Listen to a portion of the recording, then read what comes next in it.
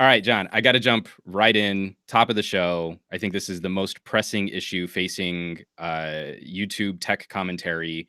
I just saw your Galaxy S10e versus Apple 10R video. When did you become such an Apple hater, man? What's up? Yeah, it's the commenters can't make up their mind. I either love Apple, hate Apple. I'm either paid by Samsung, or paid by Apple. I think people get so caught up in like brand love. You can like not like a product and still like a brand, or vice versa. Like Right. we don't have like sinister agendas going on, like to discredit what phone you've got in your pocket. We just talk about what we like at the time. Well, this has definitely been, I think, a change. I'm so glad. I like starting off my podcasts with a dumb joke like that. I'm so glad to have you on the show right now because you're of a vanguard of tech commentators that I feel we're gonna have some fun things to share about how audiences have changed, not just Oh how man. content creators have changed, but I think the tone and the conversation people are looking for about their technology has gone from educating consumers to confirming what a consumer feels is the appropriate tech solution. You're not wrong. And it's very interesting to see the evolution of commenters. And I still have a hard time rectifying if commenters are a vocal minority or if they represent sort of the whole, of an audience. You have a video with 200,000 views, you've got, 2,000 comments. That's 2,000 people or 1,200 people, depending on how many comments they're leaving. Like, what about the other 180,000? Right. And like I feel in a number of social media aspects, the people that are apt to leave a comment, are they increasingly more members of a fringe, or do they somehow represent a more mainstream idea? And it's becoming increasingly difficult for me to untangle. It's always been difficult to untangle. It's funny because at times the audience can be extremely supporting, or the commenters can at least be extremely supportive of what's going on, supportive of change. And then if you take a stance that they disagree with, or is widely unpopular, or somebody else disagreed with, I mean, suddenly you're enemy number one. That just I guess that just comes with the territory. Yeah, I mean, I don't want to make this podcast all about me, but to make the podcast all about me for a second, I said nice things about the LG G8, which means I am objectively wrong, and that the only true answer is to buy a Samsung or an iPhone or a Pixel or a OnePlus, and anyone who would buy something else or like features on another device could not possibly know what they're talking about. There's a lot of nice things to say about the G8. Well, not if you really know tech, right? Because I there know. can only be a winner. One. There can only be yeah, LG's in a weird spot. Well, again, I mean, like, I don't think LG does themselves any favors, but we don't need to make this. My audience has heard all of my ranting about what I like and dislike about LG phones. Again, I went 10 rounds on Twitter yesterday because, like, I deigned to say that the G8 could be a good competitor for the middle Galaxy S10, that they could be equal phones just focused on different things. And a lot of people who don't have either phone had to tell me I was wrong. Yeah, real strong opinions. Again, very well informed. Can we talk about the G8 for just a second? Yeah, of course. Because I think it's a killer phone, and they did a lot of awesome things. I love that the camera is underneath the glass. There's no Mhm. camera humps. Their Face ID, their Face Unlock is actually a secure Android Face Unlock, which is awesome. I think their Blood Unlock with the blood vessels is gimmicky and hardly ever worked for me. But their screen technology is awesome. I think they missed the mark, and they've missed the mark for the past few gens on pricing. If they Really. compete price wise with the One Pluses of the world instead of the Samsungs of the world, I think people would get access to this incredible technology. But if you put them next to each other at the same price point, you're going to be hard pressed, I think. Well, it's a trick, right? It's a delicate tightrope walk, Yeah, because we know that LG doesn't sell the same margins as Samsung. So we have to believe that their component pricing is probably higher per sure. unit. And they still do offer unique differentiating features that I think put them ahead of a OnePlus. So, like, dual camera, Yep. they were the pioneers of ultra wide. Now everyone seems to think ultra wide is a good idea, that Huawei and Yeah. Samsung are doing it. But if you've been on the LG train, you were well ahead of Yeah. the curve there. The All ESS DAC. The DAC is huge. The DAC is absolutely huge if you're an audiophile. I mean, that I totally understand. So like I listen to music, so I don't need to carry around a $400 DAP with my G8, Yeah. like, so, for those types of things, I think LG has been terrible at keeping a conversation going with their consumers. But if I go S10 to a G8, the $50 full retail price swing for the G8, I think is appropriate. You're an $850 phone versus a $900 phone. But for all of the armchair commentators, if you bought the G8 unlocked, you got it for $700 at launch. So it is in OnePlus territory if you're a savvy consumer. And we still have people saying, well, it's not worth it compared to an S10e, which doesn't have secure face unlock. It's got a gimmick on the G8 with the palm unlock. But you're like, LG did something silly with a depth sensor, but that depth sensor gives you near iPhone grade security on that front. Like at $700, that's a pretty good buy. And I give them a ton of credit. They did for security redundancy is awesome. You don't have to use the hand unlock. You've got so many other options to use. At least they're giving you a choice. Well, I mean, and I do give them credit for that. That to me is like, we can admit that palm unlock and air gestures are gimmicks, right? 100%. Totally. Like, it's a neat idea that's kind of silly. I'm probably never going to use it for any real practicality. But Samsung includes face unlock on a Galaxy S10. Yeah. That can be fooled by a sibling. Yeah. So that's not a gimmick, apparently. Samsung doesn't put gimmicks on their phones, but LG delivers the hardware to almost compete with Apple in terms of face unlock security. And all people can focus on is the icing gimmick, completely ignoring the cake of what that really does. It's those types of things, again, like when we talk about how this conversation has evolved, that type of very vocal brand loyalty has been difficult to navigate. I think for a lot of content creators, for myself specifically, because all I'm trying to say is I think these two phones are equals if you focus on different things. Like if you focus on manual camera controls and you focus on high quality audio playback, then LG should be at the top of your list. If you're talking about like software updates and support, well, you should not shop a Samsung or an LG. But again, like not to get too deep in the weeds on a specific phone, because really what I want to start off with, I am almost positive that the people who follow this podcast are aware of your work. Thank you. I'd still like to start off with just a little kind of an introduction. I feel like every tech commentator has something of an inciting moment when they realized they wanted to take their tech enthusiasm and start contributing to some sort of public facing discussion. And I wonder if you could kind of highlight for us, like, what got you involved or what got you interested in moving beyond just, contributing to tech to trying to lead discussions in this arena? It's hard. I don't ever really consider myself as a leader for discussions, but sort of by nature of our platform, I think we become viewed that way. I've always loved technology. I used to go walk around Best Buy to just relax after a stressful day. I mean, technology has been an integral part of my life as far back as I can remember. And I just enjoy talking about it. And I enjoy having a platform. And I look at having that platform as such a blessing and a privilege that I sort of cherish the opportunity to even have a discussion with anybody about this stuff. In fact, that somebody's even there talking back to me. So I don't know if I had that sort of moment where I realized I'm a discussion leader. I'm not sure that I am, but I'm just somebody who loves talking about technology and loves the fact that I get to do it and get a chance to meet new people and travel the world to do that. Oh, you and your modesty. Was this? No, I mean, I genuinely mean it. Was that something that was a part of your household? Because I can totally credit my dad was an engineer, my mom was a computer scientist. 100%. I mean, you and I are both probably last generation members growing up without internet. Like, I mean, I remember the day that we got, Prodigy and AOL, but we always had computers. We had word processors. I still have, my old Apple IIc that my parents had downstairs, and I went in my room, I played Jungle Hunt on. So I mean, it was always something that I grew up with.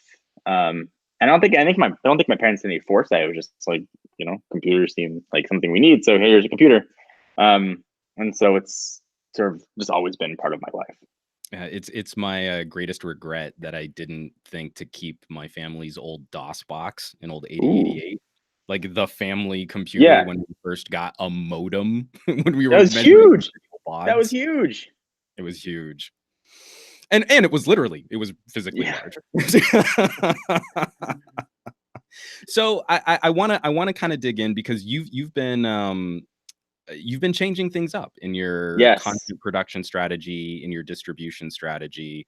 I think many people probably are aware of you being what were you were the president and chief editor of Techno Yes. Buffalo, Correct.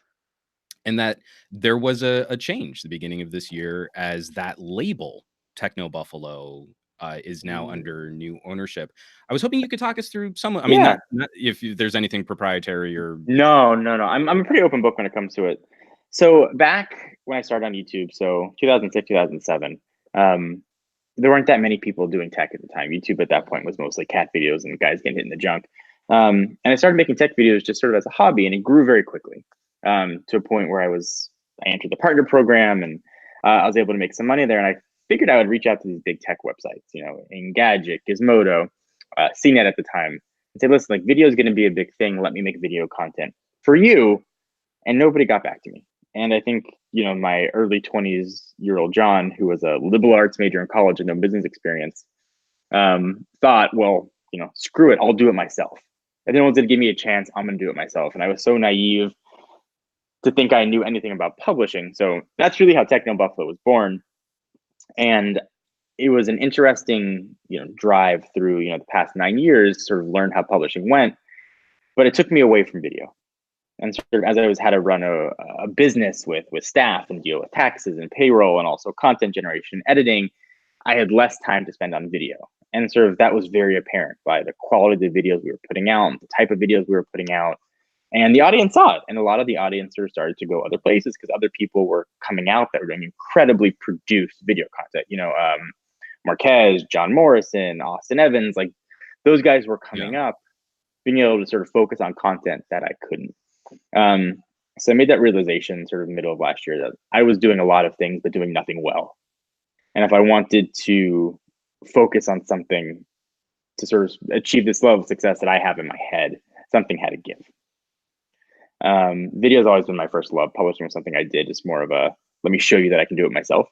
Sort of damn it, I'll do it on my own. Yeah. So I wanted to make sure I found the right fit in the right home, so our writers would stay employed, they wouldn't lose their jobs, and sort of the vision that I had with Techno Buffalo would be fulfilled. And Mobile Nations, to their credit, came in and offered a vision that I never even could dream of, with the resources that I could never give it, and it let me refocus on video. And that's what people are seeing now. We're about a month and a half into sort of this new style of video where 24/7 I am focused on video, creating the best content, the best ideas.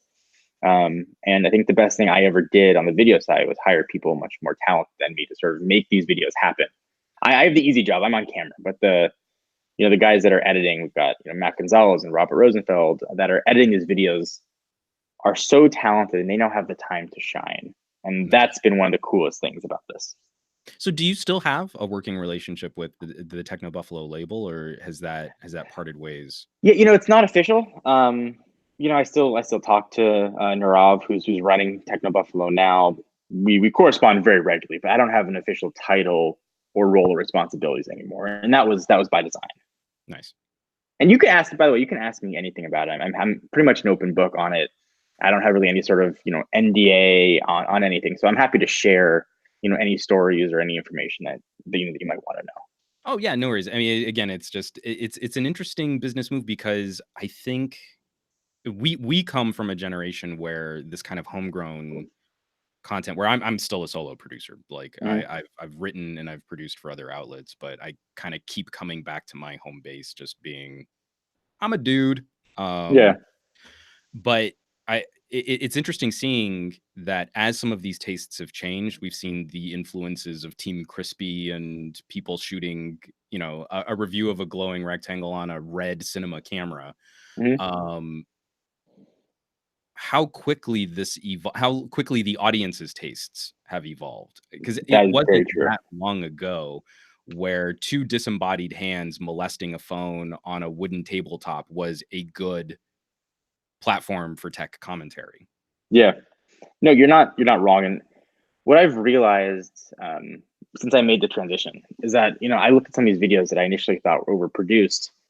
And then what I've sort of come to realize now is that these guys that are doing those videos on those cinema cameras are, and I honestly never realized it, are artists who are using technology as their canvas. Um, and I came to appreciate the work that they were doing much more than, like, why are they filming a phone review on an $80,000 camera? Um, but sort of getting to know the guys a lot better who are doing that, sort of see the art behind it, was really eye opening for me in the whole creative process on how I used to do things. Now, I mean, not to try and not to sort of offer up unasked for criticisms on other YouTube channels, but I've noticed a certain type of conversation happening in the comments on my content Mhm. where there are concerns about sort of the quality or the depth of a conversation when a creator looks to be focusing on a more cinematic approach, where there might be a channel that seems to produce very, very pretty content, but the analysis might be a bit shallow if someone's looking Sure. for a nitty grittier kind of a geek in the weeds kind of Yeah. discussion on a tech product. I've noticed your content over these last couple weeks has been pushing more testimonial driven. It feels more personal Thank you. rather than trying to achieve a GSM Arena Anintech benchmarking kind of Yeah. conversation. I mean, and again, you seem to be doing these moves very deliberately with purpose. Um, I'm assuming that was by design from the It was beginning of this transition. absolutely by design. We're almost taking a spec free approach to the reviews and to the opinions that we're giving. Um, it's sort of I came to the realization that I've been doing this a really long time, and that maybe my perspective on somebody who was there at the first iPhone launch to now and saw Android grow from a BlackBerry competitor to what it is now, maybe there's more of a compelling story to tell with each new device than just the 6.3-inch AMOLED screen. It's got a Snapdragon 855. It's a paint by numbers by the specs. Here you go.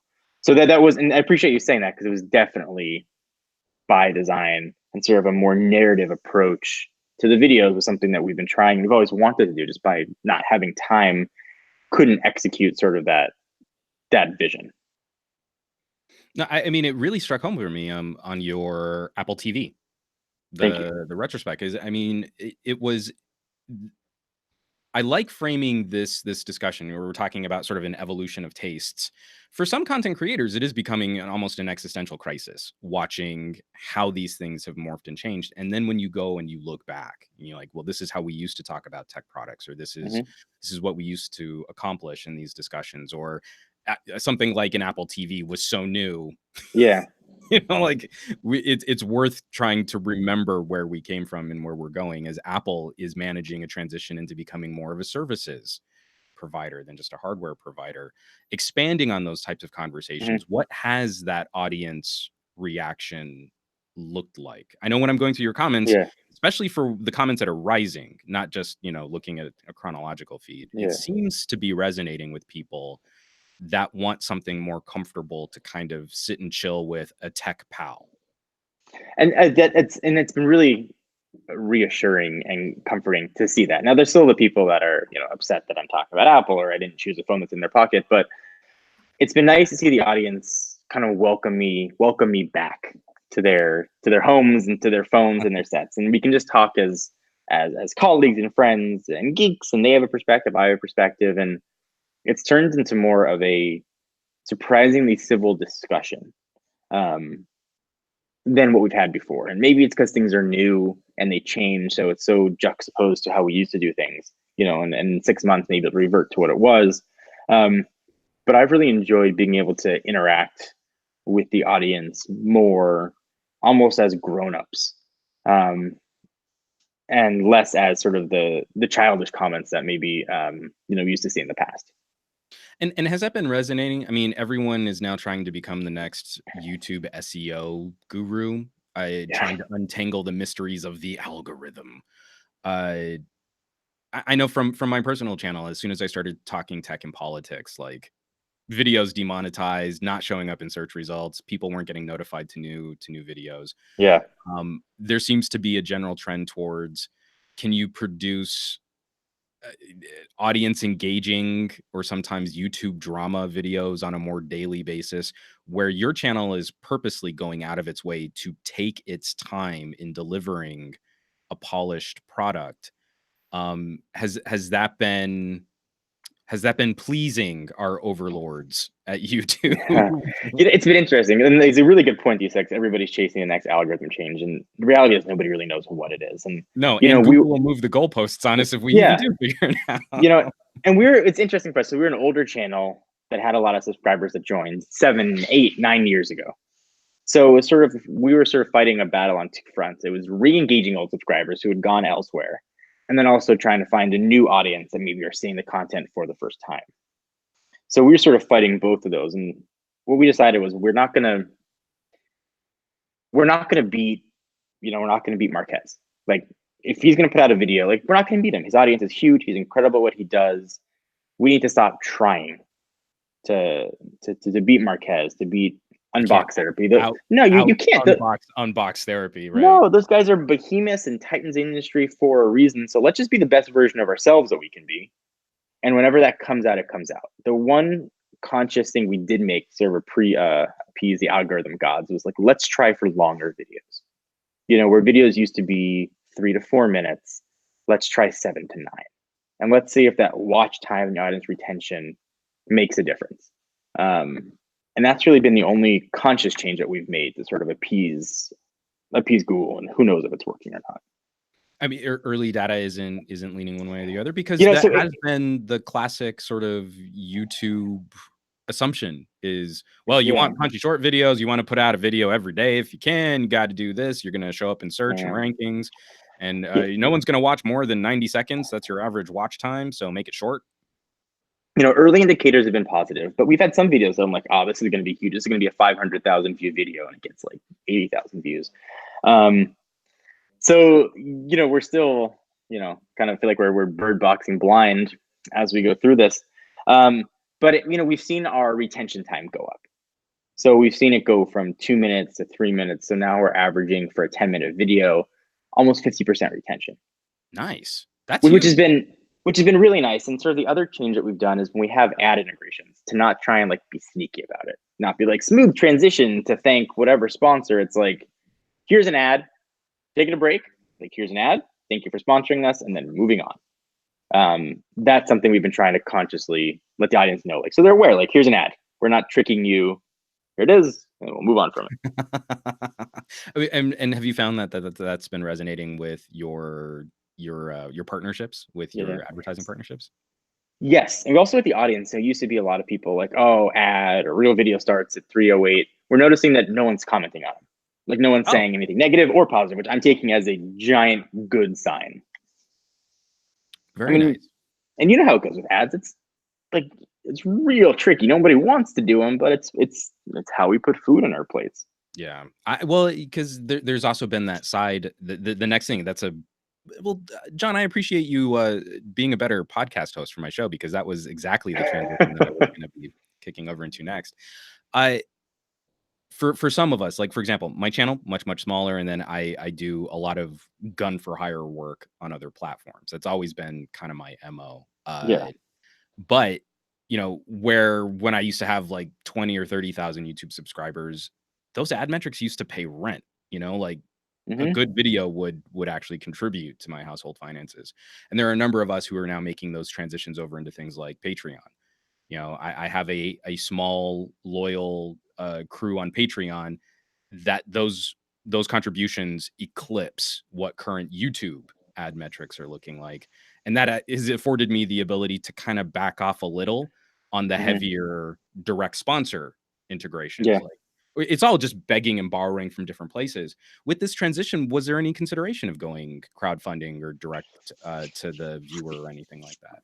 Yeah, there was a lot, and it was something we were still considering, not knowing how the audience was going to respond to this. We expected to see like views decrease and hopefully come back up in 3 to 5 months. So we thought, okay, Mhm. during that transition, maybe we try a Patreon. And sort of the thought that I took was, I haven't done anything the past year to earn that trust.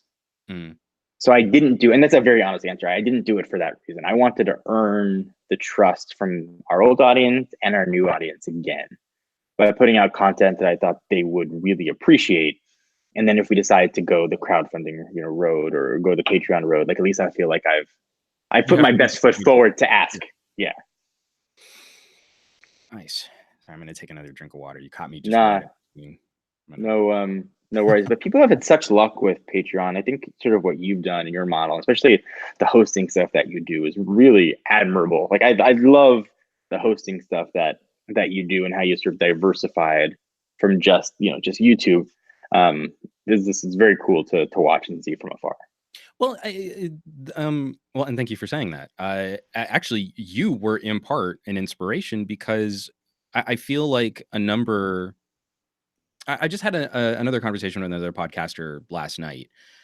I feel like a lot of us in this tech space, especially homegrown, like we made our own way Yeah. into building our audiences in streaming and digital platforms, have ignored things like traditional media. And you've always had relationships with traditional news outlets to Mhm. kind of bring. Again, while I appreciate your modesty, um, I do believe there is a very specific talent. I look at a guy like you, I look at a guy like Michael Fisher, and being able to take a I love geeky, Michael Fisher.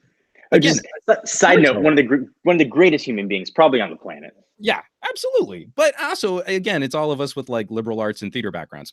Yeah. um, but in being able to take something that's a little nerdier, a little geekier Yeah.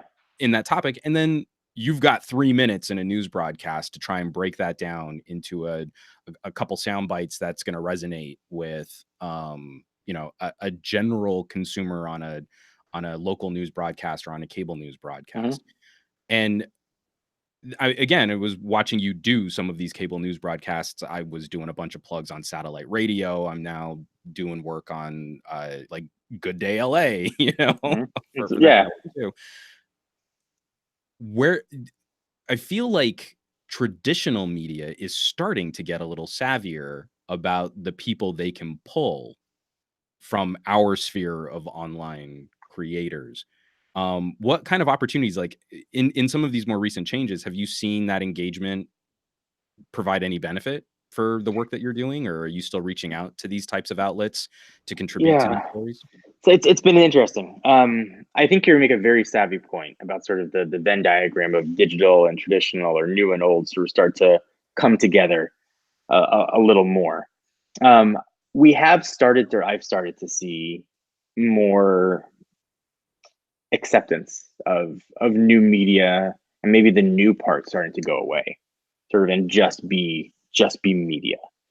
Um, and I've actually seen it surprisingly the most in the automotive space. Sort of be the first sort of the older style media to move more quickly.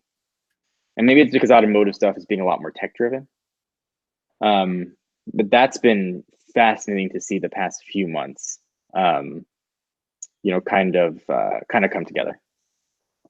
And those types of conversations, do you think that they're still focused on the same type of consumer education, or do you feel like the non-tech gadget fan is now educated enough that we can start delving into more nuanced topics? I think what you just said is absolutely accurate. I think people are so familiar now with tech in general. They don't need to be educated on what a smartphone is. It's more of, what are new ways that I can use this, or what are some new apps that can change my workflow.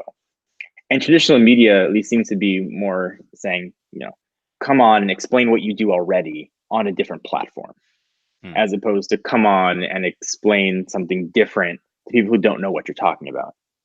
Um, So that's been, I think, some of the most interesting things to look at and to see that transition.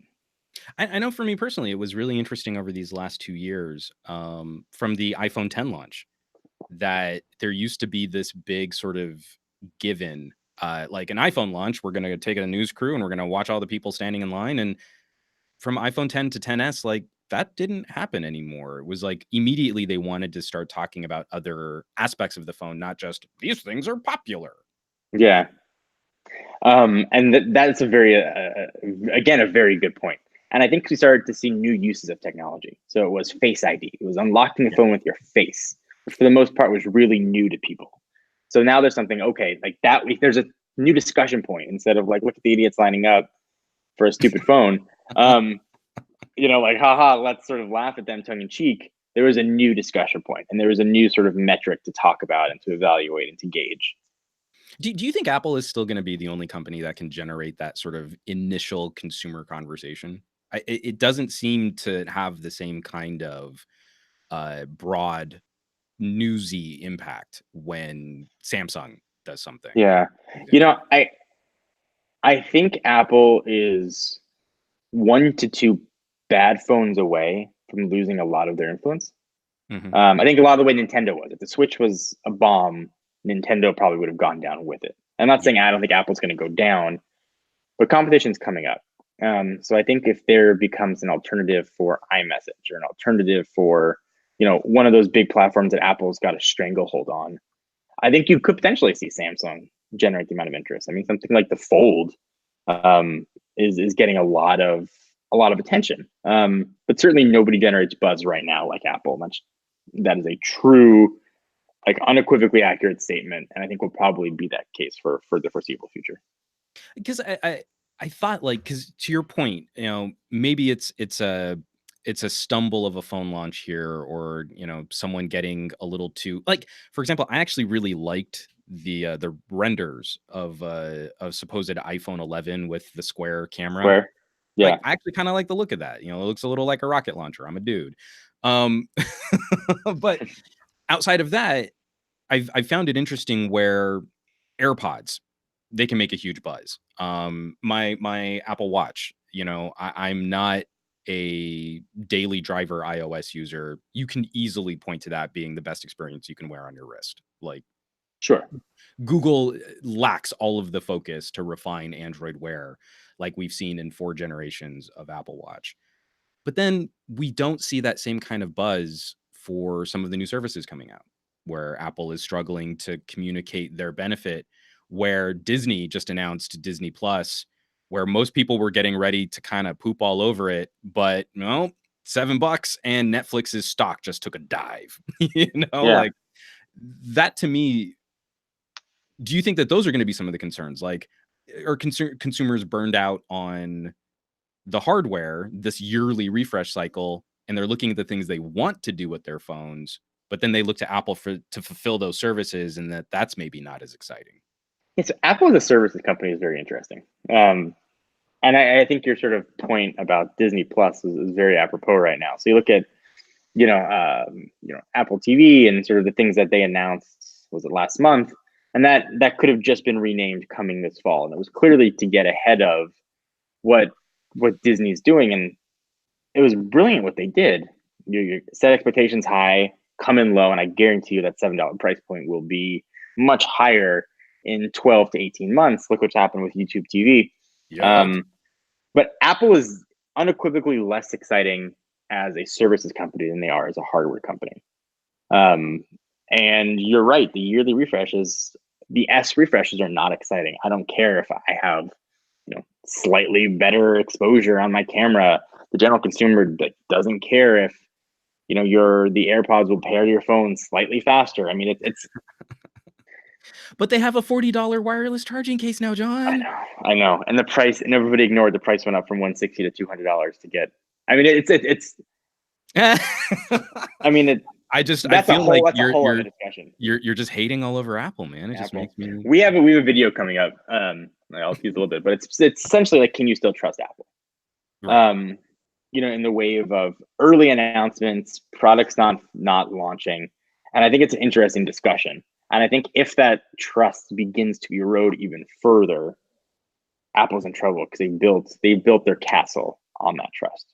It's a they were the most successful company at developing that emotional relationship to a Yes.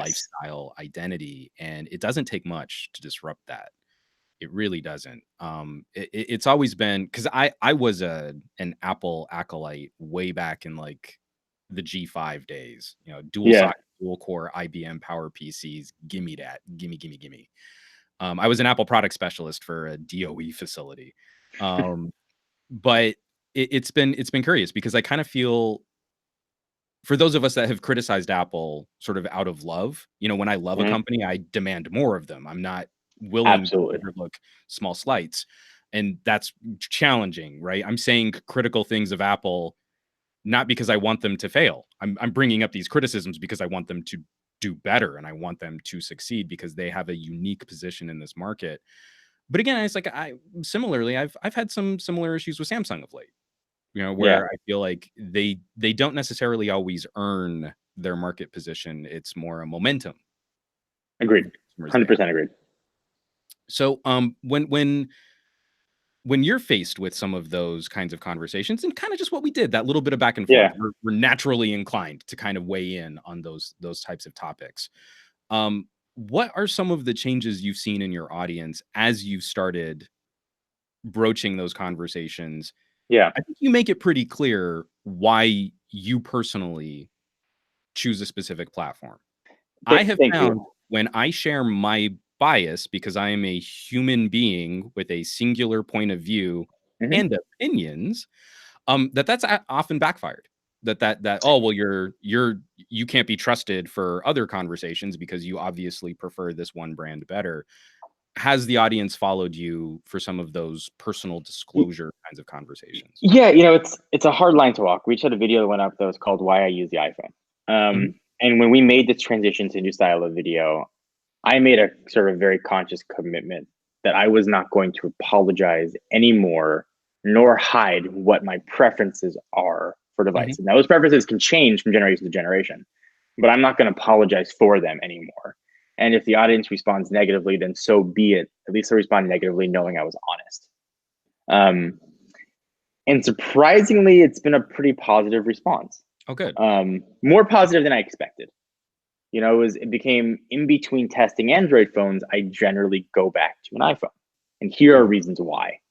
Um, so I've been very happy with the audience reception to that, essentially being like, here's who I am, love it or hate it, but like at least I'm being honest about what I prefer. Um, so it's been a very pleasantly surprising so far. How about that? But I mean, again, for me, it's a have you found like I can point back to videos that I did like 6 years ago where I'm complaining about trends that are now manifesting today. Like I've never Mm. been a no bezel guy. Yeah, I think they're pretty, and I think if you put them up under museum lighting, that looks amazing, right? It yeah, looks it does. incredible, like, when you see that, but I don't always feel it's the most practical for a lifestyle companion gadget, what lives in your pocket or purse, or how you're Sure. going to hold it, or I mean, like, I feel like those are fair criticisms, and I've always been able to point to that. Does that free you up? For me, it's the consistency, like, I don't have to make an excuse, I've always hated notches. I use a phone with a notch, but not because I like it. It's because Yeah, there's so few other options. yeah, But I can still point to that as a criticism and say, I really wish it didn't have this. I don't have to pretend that, oh, the iPhone has a notch. That's terrible. Oh, wait, but I like pixels. And now the pixel, I'm fine yeah. with the notch now. Yeah, it is very freeing. And I think it is very freeing. I think what something people forget too I'm is that sorry like we're with human beings. my overacted straw man argument, right No, there. but it's a fair point. And like what people sometimes forget is we're human beings and we're entitled to change our minds. Mm, So you may have said for years, I hate the notches, but there may be something that comes along where you're like, okay, I can at least understand, like I can at least understand this more. right. And I can appreciate it. I'm like, well, but you said that you don't like it, so whatever, you're a hypocrite. You're like, no, my opinions have just changed. You Well, know? and for me, like, it's never been, how do I want to phrase this? Because I don't want this to be too precious here, but it's even a little bit less. Like the iPhone comes out with a notch, and I really don't like disruptions to a screen. Apple was singularly responsible for making your phone a portal Mhm. to a service, and the screen was the portal through which you consume that. So if I see asymmetry, it it feels wrong. But then lately, with every other manufacturer trying to maximize this bezel to screen ratio, that it's an important talking point, almost none of them have included why you would cut into the screen. And if you're going to make an argument Yes. about security, then you have a reason. I can accept that there is a reason my screen is being disrupted. Even with a hole punch, I have less tolerance for that because it's still just you wanted this to look pretty, but you're disrupting the main portal through which I consume content to do that. That's a fair point. And I like the notch with a purpose I can wrap my head around. I Mhm. understand it for the iPhone, it's got Face ID. For the Yeah. Pixel, it was done as a Me Too. And for a lot of devices with it in that aren't using that space for something reasonable, then it's just a Me Too grab. Look at us, we look like the iPhone. Right. Um, so I mean, and to some extent, I slightly disagree with the hole punch side. I appreciate the engineering that goes into that, like to make the Oh, cut totally. into an OLED panel. Like, you know what? Like, I'm more on the aesthetic side than the functionality side. Like, that looks pretty and like it looks different. Yeah. So maybe when that becomes more commonplace, you know, get rid of it somehow. Well, it's I can appreciate because I've actually spent very, very little time with the Galaxy S's this year, but I started hole punch with the View 20. Sure. And again, sort of leading the way on. It's interesting. Been interesting watching like Huawei and Honor sort of pick up on tech progress in ways that I don't think we were really expecting Chinese manufacturers to pioneer. But again, it still does kind of come down to its evolution, and it's better. Like Agreed. we've gone from Android phones with a full notch to a teardrop notch to this hole punch, but I'd still rather find any other solution. If it's dual screen, you could put a screen on the back of the phone and then I only have to use one camera, or this new Galaxy with the flip where you slide and the It's rear pretty camera. cool. That Yeah. looks cool. And that looks, I mean, again, you haven't touched the screen. It's interesting to me seeing like these other solutions coming from other places, but that the Galaxy, the crown jewel phone of Samsung's lineup, already that to me starts to feel a little staid when I see some really interesting other solutions coming from places I wasn't expecting. Yeah, I think it's like this, like the whole like the supercar route. Like you try it on something crazy, not many people are going to buy, and then it filters its way down to sort of the more Right. mainstream, the more mainstream vehicles. Like, okay, that's fair. You don't want to take the risk on your bread and butter machine, but there's just that time where an S or a Note used to be like the crazy bleeding edge platform, but now it's a bit more conservative than that. They got more safe. They got more safe with it, and then they couldn't afford to screw it up. I think is what it was after the Note 7 stuff. They definitely started playing it way more safe. So I mean, joining these types of interactions, I mean, you've got people from, I'm sure very diverse communities looking at the Mhm. content that you're producing. Where are you hoping to lead them? What's a sort of a near term outlook for the Jon Rettinger YouTube channel? You know, I want to just continue to have a discussion, and I want to continue to story tell through technology. Is really the objective with every video. Before we start a video, we say, are we going to inform, educate, and entertain? And if we're not hitting all three of those, we're not going to make the video. Um, so I want to continue to hit each of those, and hopefully one or all of them will resonate with each person who we're fortunate enough to have watched the content. And do you have any sort of ideas, or have you seen any sort of impact on like a super fan approach or an evangelist approach? Like, obviously you've got followers who are dedicated to Mhm. your channel and to your conversation. How do you see those interactions growing or changing over this content shift? You know, I take anybody who's sort of watching the content as an opportunity to maybe get a new fan or somebody new to watch the content. So my approach to that really hasn't changed. We'll make videos that I would watch, and if sort of they resonate with somebody, then awesome. But I don't know everybody's taste. When I try to match what I think people like, it's like it ends up backfiring. Um, so if the unintended result is, somebody gets very into the content, then awesome. And we'll interact with them, directly because they're always at our things. But for the most part, it hasn't really changed how we do anything. So you're gonna put everything into a super wacky online merch store? That's the next Yeah, next. 100%. That's the next step. More merch, and then TV show. Oh, good, good. Sort of Yeah, like a you know, late night cable after SNL kind of a thing. yeah. That's the plan.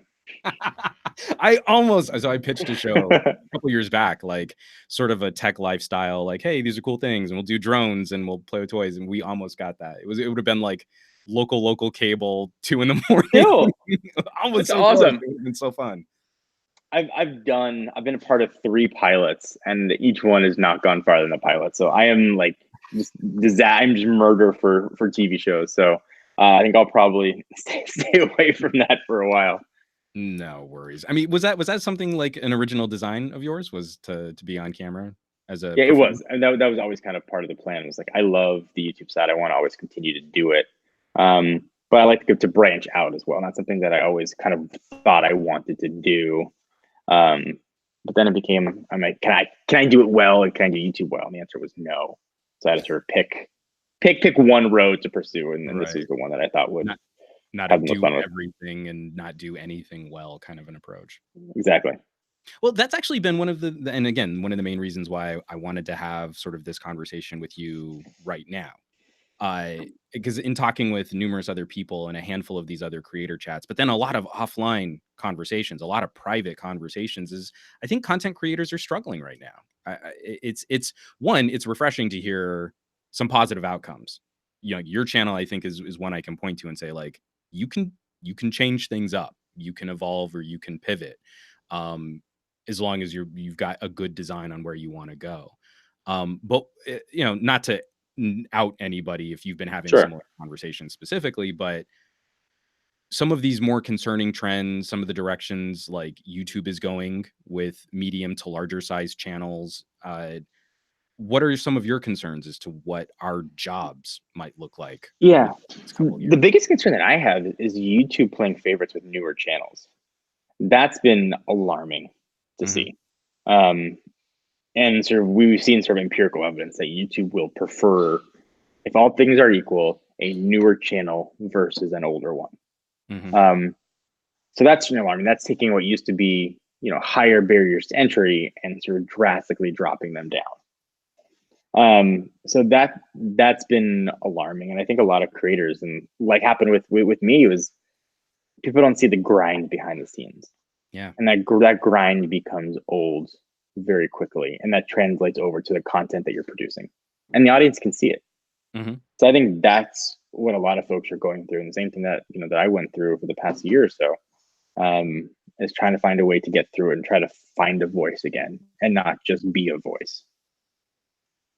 It's been interesting because there are a number of channels that I could also point to where like the quality of their content hasn't dropped. It looks like maybe they're anachronistic compared to sort of a Mm, new wave of more cinematic approaches. Um, but then we'll see them struggle. I like channels that I feel like deserve more regular attention.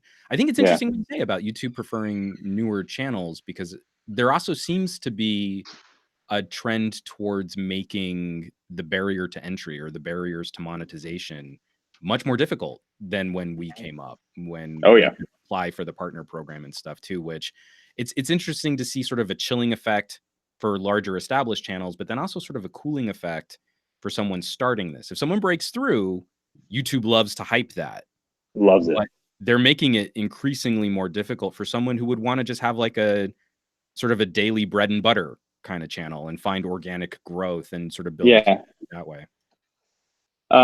increasingly difficult, and especially for an older established channel that's trying something new.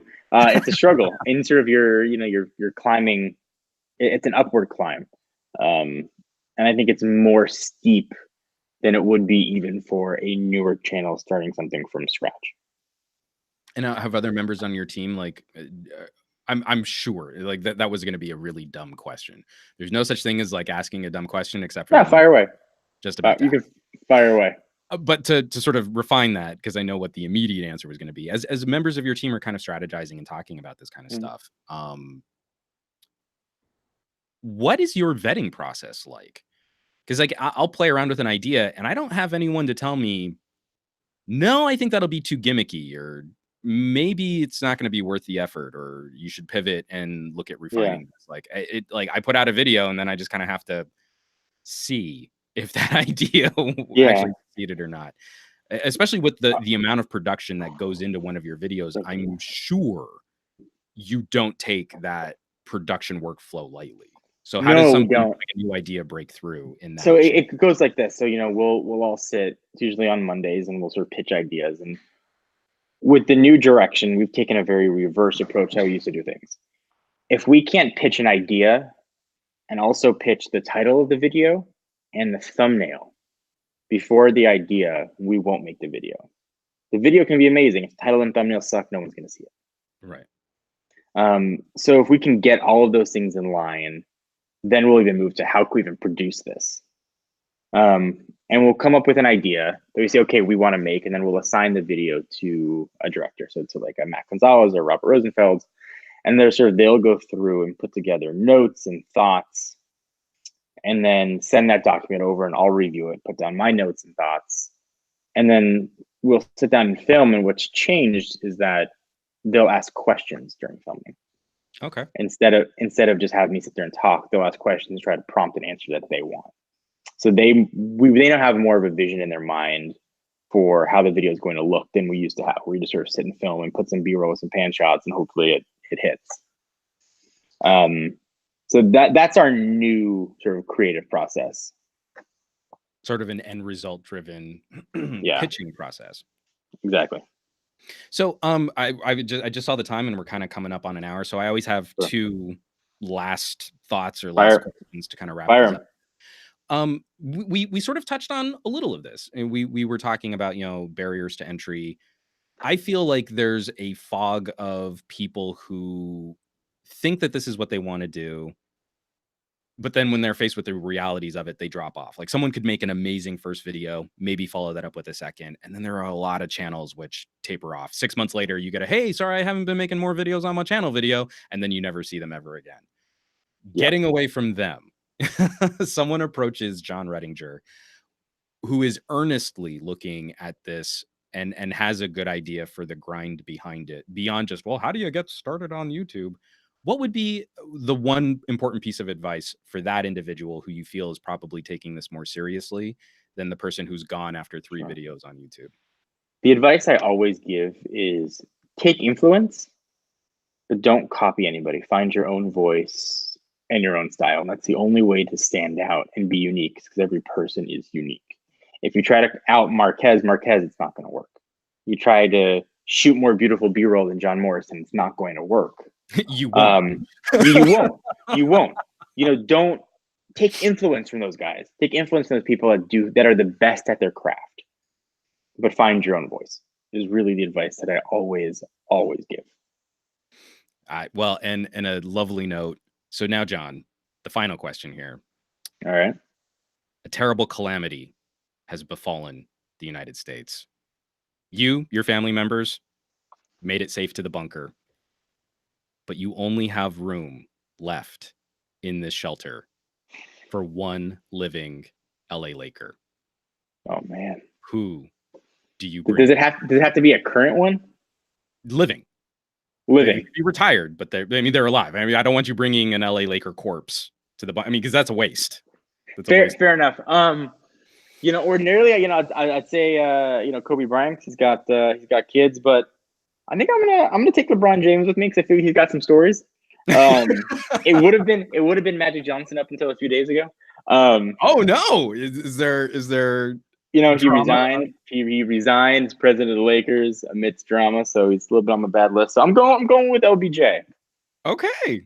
I was actually surprised. I thought you would have gotten more of like a classic baller. You want someone more just if we're there for end days, I want to hear the stories. Fair enough. Right on. Well, John, thank you so much for taking the time and My joining pleasure. on this Thank you for having me. where I mean, obviously the YouTube channel. Do you engage mostly through that portal, or are there other social media No, places? I mean, yeah, YouTube is the best way to find me. Twitter is just John for Lakers. But I go through and I'm answer all my emails. I reply to a ton of comments. So any of those places are a great way to get in touch with us. Excellent. And you're now officially off of Apple. You only use Samsung products now because you're a shill. Chill, huge chill. I wish I was rolling in Yeah, that Samsung cash. yeah, yeah. Yeah, when I was rolling in any of the cash. I like what I like at the time, and it changes from month to month. Right on. Awesome. Thanks so much. My pleasure. Thank you, man. Right. I'm gonna push stop broadcast.